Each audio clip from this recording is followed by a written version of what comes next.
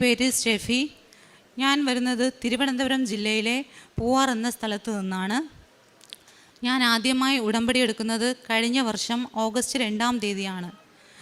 ഞാനിന്നിവിടെ നിൽക്കുന്നത് എൻ്റെ ഹസ്ബൻഡിന് കിട്ടിയ ഒരു അനുഗ്രഹത്തെക്കുറിച്ച് പറയാനാണ്. ഈ കഴിഞ്ഞ ജൂലൈ 24-ാം തീയതി ഹസ്ബൻഡിന് ഒരു ആക്സിഡൻറ്റ് സംഭവിച്ചു. അപ്പോൾ ആ ആക്സിഡൻറ്റിൽ സ്പോട്ടിൽ അവിടെ ആരും ഇല്ലായിരുന്നു. കണ്ട ആൾക്കാർ പറഞ്ഞത് ഈ വ്യക്തിയെ തിരിച്ച് കിട്ടത്തില്ല എന്നാണ്. കാര്യം പുള്ളിക്കാരൻ്റെ തലയിൽ നല്ല ഇഞ്ചുറി ഉണ്ടായിരുന്നു, ഒരു സൈഡ് ബൾജ് ചെയ്തിരുന്നു, അവിടെ ഇൻറ്റേർണൽ ബ്ലീഡിങ് ഉണ്ടാവുകയും ചെയ്തു. മുട്ടിൽ ആഴത്തിലുള്ള മുറിവ്, അവിടെ പ്ലാസ്റ്റിക് സർജറി വേണമെന്ന് ഡോക്ടർമാർ പറഞ്ഞു. അപ്പോൾ ഞാൻ വീട്ടിലായിരുന്നു. അവിടെ ഒത്തിരി ആൾക്കാരൊക്കെ കൂടി. ആ സമയത്ത് എനിക്ക് എന്ത് ചെയ്യണമെന്നറിയില്ലായിരുന്നു. പെട്ടെന്ന് ഞാൻ അവരുടെ മുമ്പിൽ മുട്ടുകുത്തി കൈവിരിച്ച് പ്രത്യക്ഷീകരണ പ്രാർത്ഥന ഒച്ചത്തിൽ പറയാൻ തുടങ്ങി. അപ്പോൾ നിയോഗം വരുന്ന സ്ഥലത്ത് ഞാൻ അമ്മയോട് പറഞ്ഞു, അമ്മേ, എൻ്റെ ഹസ്ബൻഡ് ഒറ്റയ്ക്കാണ് ആംബുലൻസിൽ പോകുന്നത്, അമ്മ ഓടിച്ചെല്ലണം, എനിക്ക് എൻ്റെ ഹസ്ബൻഡിനെ തിരിച്ചു തരണം. അമ്മ ഒരു കത്രിക പോലും വയ്ക്കാതെ പുള്ളിക്കാരനെ തിരിച്ചു തരികയാണെങ്കിൽ ഞാൻ അമ്മയെ അറിയാത്ത ആൾക്കാരെ കൃപാസനത്ത് എത്തിക്കുമെന്ന് ഞാൻ അമ്മയ്ക്ക് വാക്ക് കൊടുത്തിരുന്നു. ആ ഒരു വിശ്വാസത്തിൽ ഞാൻ ഹോസ്പിറ്റലിൽ എത്തിയപ്പോൾ ഡോക്ടേഴ്സ് പറയുന്നത് പുള്ളിക്കാരന് സീരിയസ് ആണ്, നമുക്കൊന്നും ചെയ്യാൻ പറ്റത്തില്ല, ബ്ലീഡിങ് കൂടുതലാണ്, ട്രോമയിലോട്ട് പോകും എന്നൊക്കെ. അപ്പോൾ അവിടെ നിൽക്കുന്നവരുടെ മുമ്പിലും എനിക്ക് പിടിച്ച് നിൽക്കണമായിരുന്നു. ഞാൻ അല്പം മാറി നിന്ന് മാതാവിനോട് മുട്ടിലായിരുന്നു കരഞ്ഞ് പ്രാർത്ഥിച്ചു, അമ്മേ എന്നെ കൈവിടല്ലേ, അമ്മേ എന്നെ സഹായിക്കണമെന്ന് പറഞ്ഞിട്ട് ഡോക്ടർമാരോട് വന്നിട്ട് പറഞ്ഞു, നിങ്ങൾ എന്താണെന്ന് വെച്ചാൽ ചെയ്തോ, ഞങ്ങൾ ഇവിടെ വെയിറ്റ് ചെയ്യാമെന്ന് പറഞ്ഞു. അല്പം കഴിഞ്ഞില്ല, ഡോക്ടർ എന്നെ വിളിച്ചുകൊണ്ട് പറയുകയാണ്, നമ്മുടെ ഈ മുട്ടിലെ ആഴത്തിലുള്ള മുറിവിൽ നിന്ന് ബ്ലീഡിങ് ചുമ്മാ വന്നുകൊണ്ടിരിക്കുകയായിരുന്നു, ഇപ്പോൾ എന്താണെന്നറിയില്ല, പെട്ടെന്ന് ആ ബ്ലീഡിങ് നിന്ന് നമുക്ക് സ്റ്റിച്ച് ചെയ്ത് നോക്കാമെന്ന് പറഞ്ഞു. കുറച്ച് കഴിഞ്ഞപ്പോഴത്തേനും തലയിലെ ബ്ലീഡിങ്ങിൻ്റെ കാര്യം അവർ പറയുന്നു, നമുക്കൊന്നുകൂടെ ഒന്ന് സ്കാൻ ചെയ്ത് നോക്കാം, പുള്ളിക്കാരന് ചെറുതായിട്ട് അനക്കങ്ങളൊക്കെ കാണിക്കുന്നുണ്ടെന്ന് പറഞ്ഞു. അങ്ങനെ സ്കാൻ ചെയ്യാൻ പോയപ്പോഴത്തേനും ഞാൻ അച്ഛൻ്റെ യൂട്യൂബിൽ ധ്യാനം കൂടിക്കൊണ്ടിരിക്കുകയായിരുന്നു. തിരിച്ച് ധ്യാനം തീരാറായ സമയത്ത് ഡോക്ടർ എന്നെ സ്കാൻ റൂമിനകത്ത് വിളിച്ചിട്ട് പറഞ്ഞു, നമ്മൾ നേരത്തെ കണ്ട ഇൻറ്റേർണൽ ബ്ലീഡിംഗ് ഒന്നും ഇപ്പോൾ കാണുന്നില്ല, നമുക്ക് നാളെ തന്നെ പുള്ളിക്കാരൻ്റെ ഡിസ്ചാർജ് ചെയ്യാം. അങ്ങനെ ഞാൻ പിറ്റേന്ന് എൻ്റെ വീട്ടിലോട്ട് വന്ന്, അപ്പോൾ എൻ്റെ ഹസ്ബൻഡിനെ നോക്കാൻ വരുന്ന ആൾക്കാർക്കൊന്നും അത് വിശ്വസിക്കാൻ പറ്റുന്നില്ല. കാര്യം കണ്ടവരൊക്കെ പറഞ്ഞത് ഇയാൾ അന്ത്യശ്വാസം വലിച്ചു, ഞങ്ങൾ ഇത്തിരി വെള്ളം വായിൽ ഒഴിച്ചു കൊടുത്തു എന്നൊക്കെയാണ്. അപ്പോൾ അതൊക്കെ കേൾക്കുമ്പോൾ ഈ മാതാവ് തന്ന ഈ ഒരു വലിയ അനുഗ്രഹം എനിക്ക്, ഞാൻ ആ വന്ന ആൾക്കാരുടെ മുമ്പിലൊക്കെ വാതോരാതെ പറഞ്ഞു. പിന്നെ വന്നിട്ട് രണ്ടാമതൊരു സാക്ഷ്യം, എൻ്റെ സഹോദരന് വേണ്ടി ഞാൻ നിയോഗം എഴുതിയതായിരുന്നു. സഹോദരൻ UK-യിലാണ്, 5 മാസമായിട്ട് ജോലിയില്ലായിരുന്നു. അപ്പോൾ മാതാവിനോട് ഞാൻ പ്രാർത്ഥിച്ചതിൻ്റെ ഫലമായി ഈ സെപ്റ്റംബർ 8-ാം തീയതി മാതാവിൻ്റെ ബർത്ത്ഡേയുടെ അന്ന് തന്നെ സഹോദരൻ വിളിച്ച് പറഞ്ഞു എനിക്കൊരു ജോലി കിട്ടിയെന്ന്. പിന്നെ വേറൊരു സാക്ഷ്യം അനിയത്തിക്ക് വേണ്ടി വെച്ചതായിരുന്നു. അനിയത്തിക്ക് വിവാഹ ആലോചനകളൊക്കെ ഒരുപാട് വന്നെങ്കിലും ഒന്നും ശരിയാകുന്നില്ലായിരുന്നു. അത് വച്ചതിൻ്റെ ഫലമായിട്ട് ആ ഉടമ്പടിയിൽ തന്നെ നല്ലൊരു വരനെ കിട്ടുകയും നല്ല രീതിയിൽ വിവാഹം നടത്തുവാനും കഴിഞ്ഞു. പിന്നെ ഇതെൻ്റെ മൂത്ത മകളാണ്. ഈ മകൾക്ക് പഠിക്കുവാനുള്ള ചെറിയ ബുദ്ധിമുട്ടും കാര്യങ്ങളൊക്കെ ഉണ്ടായിരുന്നു. അപ്പോൾ അത് ഞാൻ എത്ര പറഞ്ഞു കൊടുത്തിട്ടും പഠിപ്പിച്ചിട്ടും കുട്ടിക്ക് മനസ്സിലാകുന്നില്ല. പിന്നെ ഞാൻ വിചാരിച്ചു മാതാവിനെ തന്നെ കുഞ്ഞിന് കൊടുക്കാമെന്ന്. അങ്ങനെ ഞാൻ മാതാവിനെ കുഞ്ഞിനെ കൊടുക്കാൻ തുടങ്ങി. അപ്പോൾ എന്നോട് കൂടെ പഠിക്കുന്ന കുട്ടികളുടെ അമ്മമാർ പറയും, നീ ആദ്യം കുഞ്ഞിനെ പഠിപ്പിക്കും, മാതാവിനെയൊക്കെ പിന്നെ കൊടുക്കാമെന്ന്. പക്ഷേ ഞാൻ മാതാവിനെ കൊടുത്തു. എൻ്റെ കുഞ്ഞ് അടുത്ത എക്സാം എഴുതിയപ്പോൾ മറ്റു കുട്ടികളെക്കാളും നല്ല മാർക്ക്, ഒന്നിനൊന്ന് മെച്ചപ്പെട്ട് വരാൻ തുടങ്ങി. ഇന്ന് ഞാൻ എൻ്റെ കുഞ്ഞിനെ ഉടമ്പടി ജീവിതത്തിലാണ് വളർത്തിക്കൊണ്ട് വരുന്നത്. കുഞ്ഞിനെ ഉടമ്പടി എടുക്കാൻ പറ്റത്തില്ല, പക്ഷെ ഞാൻ ആ ഉടമ്പടി പ്രാർത്ഥന ആ കുഞ്ഞാണ് ഏറ്റു പറയുന്നത്. എൻ്റെ വീട്ടിൽ അത് ഞങ്ങൾ ഏറ്റു പറയും. ഇത്രയധികം അനുഗ്രഹം നൽകിയ മാതാവിനും തിരുക്കുമാരനും കോടാനുകൂടി നന്ദി.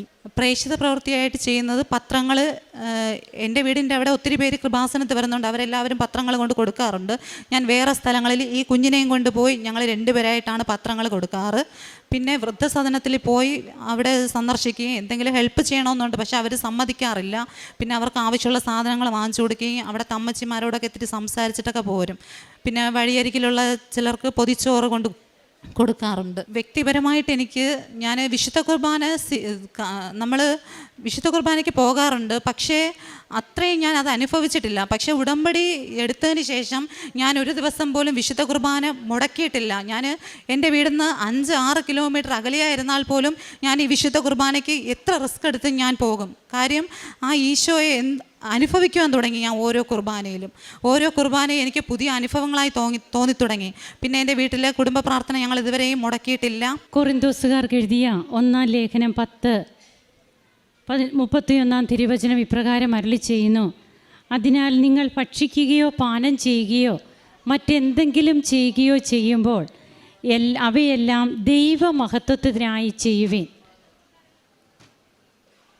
ഇത്രയും നേരം ഇവിടെ നിന്ന് സാക്ഷ്യം പറഞ്ഞിട്ടേ പോവുകയുള്ളൂ എന്നുള്ള തീരുമാനത്തിൽ സാക്ഷ്യം പറയാൻ വന്നു നിൽക്കുന്നവരാണ് ഉച്ച കഴിഞ്ഞ് ഈ സമയത്തൊക്കെ സാക്ഷ്യം പറയുന്നത്. എത്രയോ ദൂരത്ത് നിന്ന് ഓരോ കുടുംബവും ഇവിടെ എത്തുന്നു. അവരിവിടെ സാക്ഷ്യം പറഞ്ഞിട്ട് പോകുവാനുള്ള താല്പര്യം കാണിക്കുമ്പോൾ അത് തീർച്ചയായും പരിശുദ്ധ അമ്മയുടെ ഇടപെടൽ തന്നെയാണ്.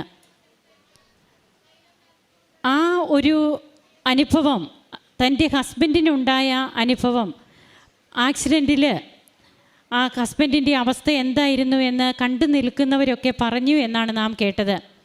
അപ്പോൾ ഈ മകൾ പറയുന്നുണ്ട്, ഞാൻ ആ സ്പോട്ടിലേക്ക് ചെന്നു, ഞാൻ അവിടെ കൈ വിരിച്ചു പിടിച്ച് പ്രത്യക്ഷീകരണ പ്രാർത്ഥന ഉച്ചത്തിൽ പ്രാർത്ഥിച്ചു. ബഹുമാനപ്പെട്ട VP ജോസഫ് അച്ഛൻ്റെ തെദേവും എന്ന പുസ്തകത്തിൽ താൻ വെഞ്ചരിച്ചു കൊടുത്ത വള്ളം അത് ഒടിഞ്ഞ് വീണ്ടും ആ വള്ളം ബോട്ട് റേസിന് പറ്റാത്ത ഒരു സാഹചര്യത്തിലേക്കൊക്കെ വരുന്നു. എന്നാൽ ആ വള്ളം കളിക്ക് ബഹുമാനപ്പെട്ട അച്ഛൻ തന്നെ പോകുന്നതും അവിടെ ആ ഫിനിഷിംഗ് പോയിന്റിലേക്ക് ആ വള്ളം വരുമ്പോൾ അച്ഛൻ അവിടെ പരസ്യമായിട്ട് ജപമാല കയ്യിലെടുത്ത് പിടിച്ച് അച്ഛൻ പ്രാർത്ഥിക്കുന്നു.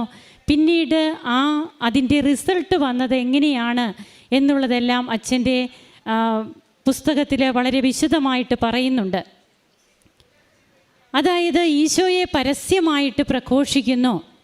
ഈ മകൾക്ക് തോന്നിയതും, എൻ്റെ ഹസ്ബൻഡിന് വേണ്ടിയിട്ട് ഞാൻ മറ്റുള്ളവരുടെ മുൻപിൽ ഞാൻ എന്തും ചെയ്യും, എൻ്റെ അമ്മയും ഈശോയും എൻ്റെ ഹസ്ബൻഡിനൊന്നും വരുത്തില്ല, അതൊക്കെ ഒരു ബോധ്യങ്ങളാണ്. അത് ഈശോയുടെ ആ ഒരു മനസ്സ്, പരിശുദ്ധാത്മാവിൻ്റെ ഒരു നിറവ് നമ്മിൽ വരുമ്പോൾ മാത്രമേ നമുക്ക് അങ്ങനെയൊക്കെ ചെയ്യാൻ തോന്നുകയുള്ളൂ.